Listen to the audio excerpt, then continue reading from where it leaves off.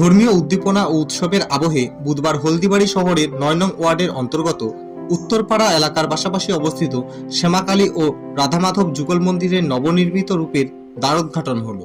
এলাকার দীর্ঘদিনের সাংস্কৃতিক ও আধ্যাত্মিক ঐতিহ্যকে পাথেয় করে নতুন উদ্যমে এই যুগল মন্দিরের উদ্বোধন করা হয়। উত্তরপাড়া ৯ নং ওয়ার্ড কাউন্সিলর অর্ণব গুহর বিশেষ উদ্যোগে এবং আপামর এলাকাবাসীর স্বতঃস্ফূর্ত সহযোগিতায় মন্দিরটি নতুন করে নির্মাণ করা হয়েছে। এই শুভ অনুষ্ঠানের পৌরোহিত্য করেন মেখলিগঞ্জ রামকৃষ্ণ মঠ ও মিশনের পূজনীয় স্বামীজি গৌরাঙ্গ নন্দ মহারাজ।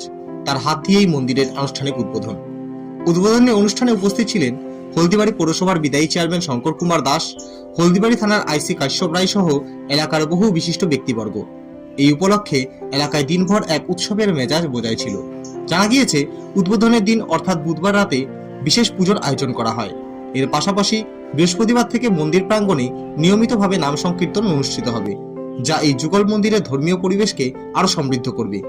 মন্দিরটি চালু হওয়ায় উত্তরপাড়া এলাকা ধর্মপ্রাণ মানুষদের দীর্ঘদিনের আশা পূরণ হলো বলে মনে করা হচ্ছে।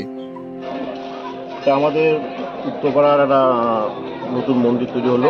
এখানে আগে মন্দির ছিল, একটা ছোট মতো বাসে একটা ইয়ে ছিল। তো এখন আগে মা কালী মন্দির ছিল, এবার মা কালী আর রাধা গোবিন্দ দুটো মন্দির নতুন করে প্রতিষ্ঠা করলো। উদ্বোধন করলে আমাদের রামকৃষ্ণ মিশনের শ্রী গৌরাঙ্গনাথ মহারাজ উদ্বোধন করে আইসিআর ছিলেন, আমাদের চেয়ারম্যান ছিলেন শঙ্কর কুমার দাস। আচ্ছা, বলছিলাম কি আজকে কি প্রতিমা নিয়ে আসা হলো? হ্যাঁ, আজকে পূজা কখন হবে? পূজা একটু পরে শুরু হবে। আজ মায়ের পূজা হবে আর কাল সারাদিন ধরে নাম সংকীর্তন হবে। কাল আর পরশু।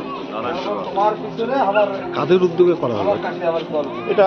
গোটা উত্তরপাড়াবাসী বলা চলে, গোটা উত্তরপাড়াবাসী নিয়ে এটা করা হলো উদ্যোগ।